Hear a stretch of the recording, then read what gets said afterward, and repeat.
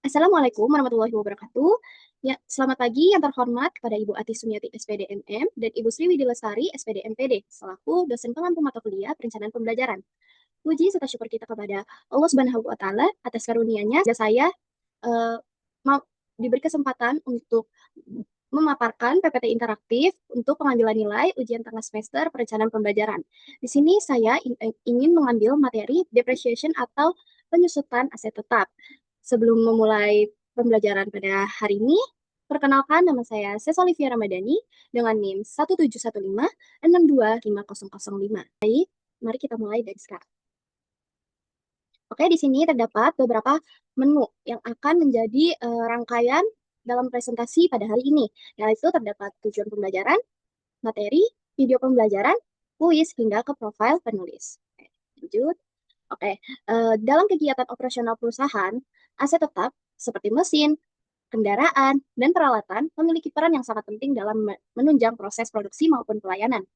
Seiring berjalannya waktu, aset-aset tersebut akan mengalami penurunan nilai akibat penggunaan, keausan, maupun faktor lainnya.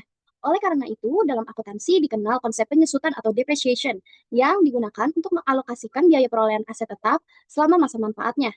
Pemanfaatan mengenai penyusutan menjadi penting agar laporan keuangan dapat mencerminkan kondisi yang sebenarnya mampu membantu dalam mengambil keputusan yang tepat. Oke, dalam menu ini kita akan ada di tahap tujuan pembelajaran. Oke, tujuan pembelajaran hari ini yang pertama dapat memahami pengertian penyusutan aset dengan bahasa sederhana. Yang kedua itu mengenal tiga metode penyusutan yaitu straight line, DBD atau double double balance declining, dan yang terakhir itu unit of activity. Yang ketiga, menghitung penyusutan sederhana menggunakan ketiga metode tersebut. Oke, selanjutnya kita akan masuk ke dalam materi.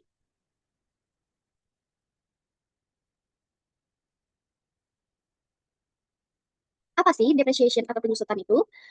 Adalah proses pembagian biayaan peroleh aset tetap ke dalam beberapa periode selama masa manfaatnya. Artinya, aset seperti mesin, kendaraan, atau peralatan tidak langsung dibebankan sekaligus, tetapi dicatat sebagai beban secara bertahap sesuai lama penggunaannya. Nah, biasanya laporan depreciation itu dilakukan per tahunnya ya. Oke, lanjut. Selanjutnya, apa sih tujuan depreciation ini? Nah, tujuannya itu ya, pertama, mengalokasikan biaya aset secara sistematis. Biaya perolehan aset dibagi ke periode-periode selama manfaatnya. Yang kedua itu ada menerapkan prinsip matching atau penandingan, di mana beban penyusutan dicatat agar sesuai dengan pendapatan yang dihasilkan dari penggunaan aset. Yang ketiga, menyajikan nilai aset yang wajar dalam laporan keuangan. Nilai aset dikurangi akumulasi penyusutan sehingga mencerminkan nilai buku yang lebih realistis. Nah, selanjutnya itu ada beberapa aset tetap yang dapat disusutkan. Nah, aset yang bisa disusutkan adalah aset tetap yang digunakan dalam kegiatan perusahaan dan mengalami penurunan manfaat seiring waktu. Suatu aset bisa disusutkan jika memiliki, pertama, umur manfaat terbatas. Ada masa pakai, misalnya kayak 3, 5, atau 10 tahun. Yang kedua, digunakan dalam operasional perusahaan. Dipakai untuk kegiatan usaha, bukan untuk dijual. Dan yang ketiga, nilainya berkurang seiring waktu karena pemakaian keausan dan teknologi. Selanjutnya itu ada contoh aset tetap yang dapat disusutkan. Yang pertama itu ada mesin produksi. Mesin digunakan untuk menghasilkan barang dalam proses produksi. Seiring waktu, mesin akan pertama keausan karena dipakai terus-menerus, yang kedua performa menurun dan bisa rusak. Nah, selanjutnya itu ada kendaraan atau mobil operasional. Kendaraan dipakai untuk kegiatan usaha seperti distribusi barang atau transportasi. Seiring penggunaannya itu mesin kendaraan akan menurun, biaya perawatan meningkat, sama nilai jual menurun. Nah, selanjutnya itu ada peralatan kantor. Digunakan untuk menunjang pekerjaan sehari-hari, kayak contohnya kayak printer, fotokopi, dan lain-lain. Namun, seiring jalannya waktu bisa rusak atau lambat. Nah, itu teknologi jadi ketinggalan dan perlu diganti dengan yang baru. Dan yang terakhir ada gedung atau bangunan digunakan untuk operasional perusahaan. Nah, makin lambat laun akan mengalami kerusakan fisik, pastinya perlu renovasi dan nilainya juga bakal turun. Nah, tidak semuanya aset tetap itu dapat disusutkan. Nah, aset yang tidak dapat disusutkan ini adalah tanah. Karena tanah tidak disusutkan secara akuntansi, tanah tidak mengalami penurunan manfaat seperti aset tetap lainnya. Aset seperti mesin, kendaraan akan aus dan rusak seiring pemakaian, sedangkan tanah tetap dapat digunakan dalam jangka waktu yang sangat lama. Beberapa alasan utama tanah tidak dapat disusutkan. Yang pertama, tidak memiliki umur manfaat terbatas. Tanah bisa digunakan terus-menerus jika seperti mesin lain yang punya masa pakai tertentu. Yang kedua, tidak mengalami keausan dan kerusakan. Tanah tidak rusak karena digunakan dalam operasional sehari-hari. Yang ketiga, nilainya cenderung tidak menurun. Bahkan seiring kali nilai tanah meningkat dari waktu ke waktu. Seperti yang kita ketahui, kayak misalnya di tahun ini tanah sepetaknya itu 100 juta. Maka di tahun-tahun selanjutnya tanah itu kan akan menjadi langka dan langka, maka nilai nilai dari tanah sendiri ini semakin meningkat seiring berjalannya waktu. Dan yang terakhir itu tidak memenuhi syarat aset disusutkan karena penyusutan hanya berlaku untuk aset yang manfaatnya kurang seiring waktu. Nah, di sini kita masuk ke metode penyusutan. Metode penyusutan itu ada tiga. Nah, pertama itu ada straight line method atau metode garis lurus. Yang kedua ada double declining balance atau DBD. Dan yang terakhir itu ada unit of activity, yaitu metode unit aktivitas. Pertama-tama kita akan masuk ke metode garis lurus.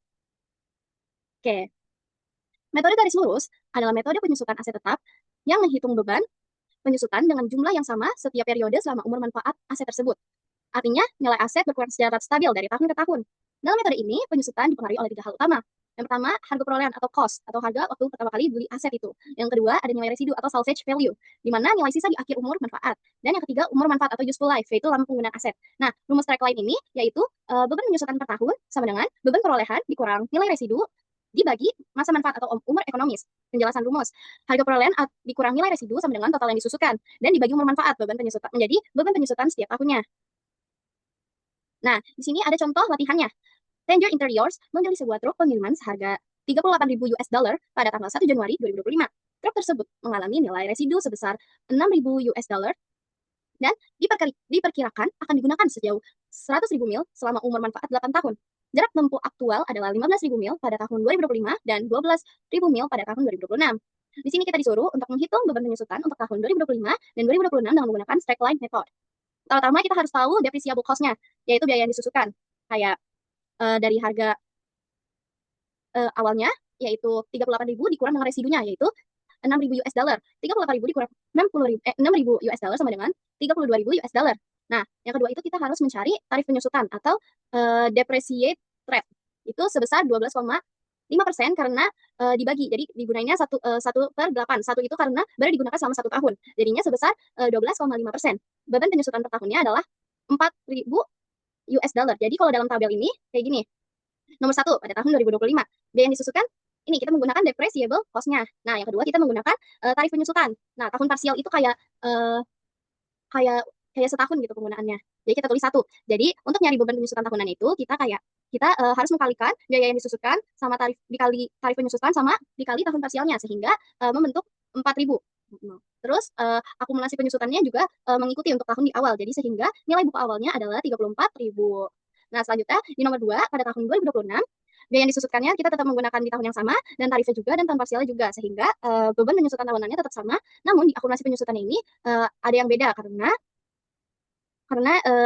akumulasi penyusutan tahun pertama ditambah sama beban penyusutan tahunan kedua. Jadinya 4.000 ditambah 4.000 sehingga sebesar 38.000. Jadi 8.000 jadi sehingga nilai bukunya itu dari 38.000 dikurang sama 8.000 jadinya nilai bukunya itu adalah 30.000 US dollar.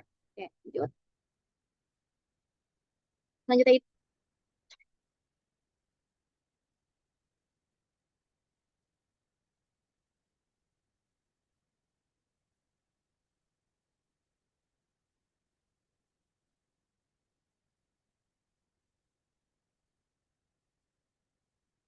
Oke, selanjutnya itu kita masuk ke materi double declining balance atau DBD.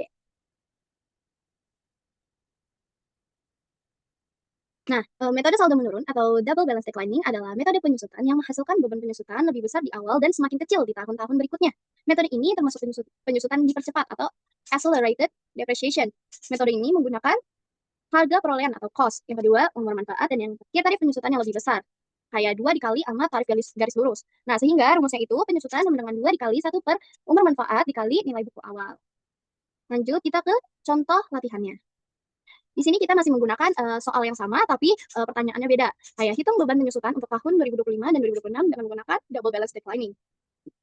Nah, pada tahun pertama, nilai buku awal itu tetap 38.000 dan tarif penyusutannya itu dicari dengan 1/8. Kenapa 1/8? Karena satunya itu menyambangkan kayak penggunaan selama 1 tahun dan 8 tahunnya itu pada masa manfaatnya, kayak 1/8. 1/8 tadi 12,5% dikali 2, jadinya 25%.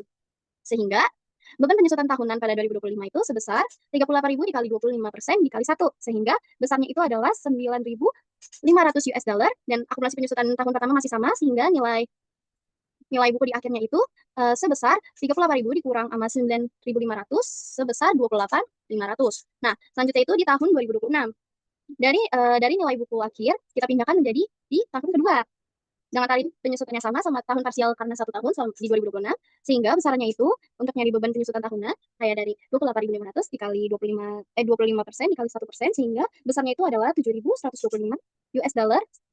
Maka untuk akumulasi penyusutannya sama kayak track line tadi dari akumulasi penyusutan ditambah dengan akumulasi penyusutan di tahun pertama ditambah dengan beban penyusutan tahunan di tahun kedua sehingga sebesar 16.625 US dollar sehingga nilai buku akhirnya itu adalah 21.375 US dollar. Ini nilainya ditemukan karena 38.000 dikurang sama 16.625 US dollar. Oke, selanjutnya kita akan masuk ke metode terakhir, yaitu unit of activity, ya, atau metode unit aktivitas.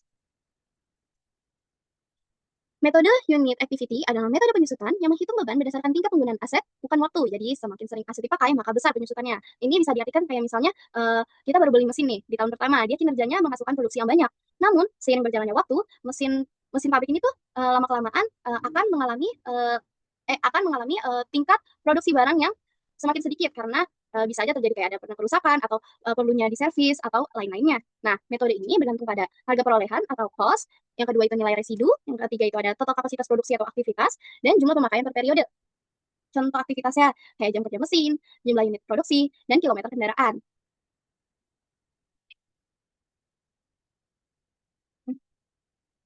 Rumusnya itu, penyusutan per unit sama dengan harga perolehan dikurang nilai residu per total unit aktivitas.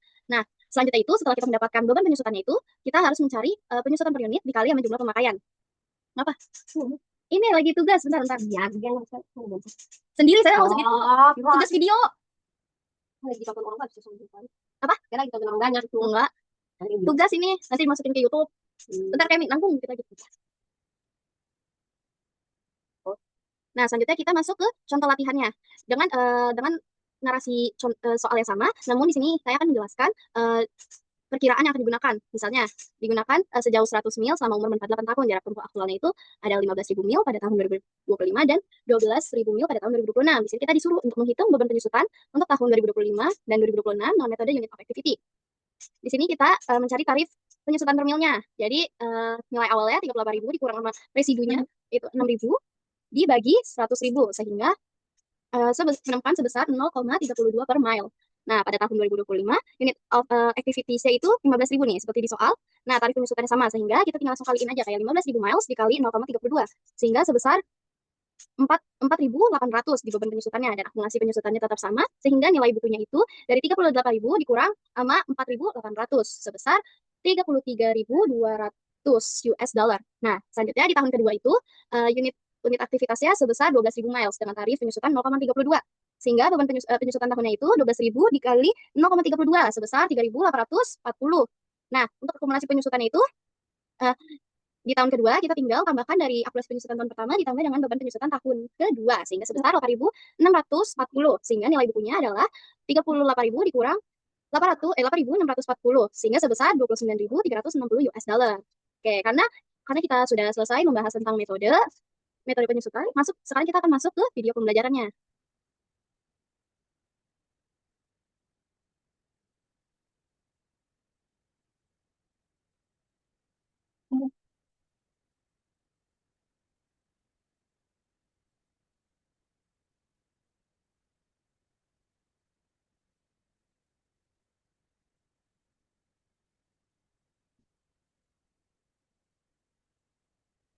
Oke, karena video pembelajarannya sudah selesai, kita lanjut ke selanjutnya itu kita akan quiz. Nah, oke teman-teman udah pada siap kan semuanya? Oke, selanjutnya itu adalah quiz time. Untuk para peserta dipersiapkan ya untuk bisa menjawab quiz yang telah diberikan. Oke, langsung saja. Quiz pertama, aset berikut yang tidak dapat disusukan adalah A. Kendaraan, B. Tanah, C. Gedung, D. Bangunan, E. Mesin. Jadi apa nih jawabannya? Anda tadi sudah ada di materi. Coba, Kak, aku mau yang E. Mesin. Coba ya. Aduh, salah. Coba, ayo kita jawab yang benar. Coba Kak, aku mau yang kendaraan mungkin. Kok bisa? Coba ayo kita pencet ya. Aduh, tetap salah juga. Jadi apa nih yang benar? Kak, tanah kali ya. Aku ingatnya tanah. Coba ya. Emang benar. Coba ya. Bener banget karena tanah di setiap tahunnya semakin naik harganya. Jadi dia tidak mengalami yang namanya penyusutan. Oke, lanjut ke kuis 2. Sebuah kendaraan dibeli. Kok nggak ada suaranya?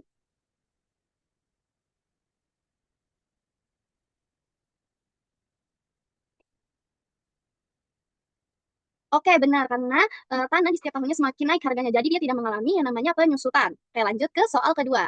Sebuah kendaraan dibeli dengan seharga 50.000 dengan nilai residu 5.000. Umur umur manfaatnya 5 tahun. Beban penyusutan per tahun metode garis lurus adalah, ayo apa? Coba Kak, aku mau jawabannya 8.000. Salah. Ayo, yang benar. Tadi rumus garis lurus apa? Coba Kak, aku mau yang 11.000. Benar, karena beban penyusutan per tahunnya itu sama dengan nilai perolehan dikurang nilai residu per masa manfaat. Sehingga 50.000 dikurang 5.000, 45.000. Terus dibagi 5. Karena masa manfaatnya 5 tahun. Sehingga menjadi 9.000. Gitu. Nah, lanjut di kuis 3. Sebuah aset memiliki umur 5 tahun. Berapa tarif DBD-nya? Ayo. DBD-nya itu tadi 2 dikali 1 per masa manfaat. Coba. 40%, Kak. Oke. Benar, karena tadi rumus yang tadi kayak 2 dikali 1 per masa manfaat. Jadi 2 dikali 1/5. Sehingga sebesar 40%. Lanjut. Aset dibeli seharga 100 juta dengan umur 5 tahun tanpa nilai residu. Penyusutan tahun pertama metode DBD adalah, ayo, aku mau 2.000, Kak. Salah. Ayo, 5.000. Salah. Coba yang benar itu adalah 4.000. Karena eh, karena dari penyusutan kayak 40% dikali 10 juta, sehingga nilainya itu 4.000. Kenapa satu per umur manfaatnya nggak ada? Karena dia tanpa residu. Lanjut ke kuis terakhir. Metode unit of activity menghitung penyusutan berdasarkan A. Berat pemakaian, B. Umur ekonomis, C. Berat produk, D. Harga pasar, dan E. Jumlah penggunaan atau produksi. Kalau dari A, B, C, D, E ini sih udah kelihatan ya, karena tadi udah dibahas. Eh, Bu, oke. Bener banget. Karena kalau mesin dipakai banyak, penyusutannya besar. Kalau mesin dipakai sedikit, penyusutannya kecil. Bahkan kalau tidak dipakai, penyusutan bisa nol. Oke, sebagai penutup, eh, penyusutan merupakan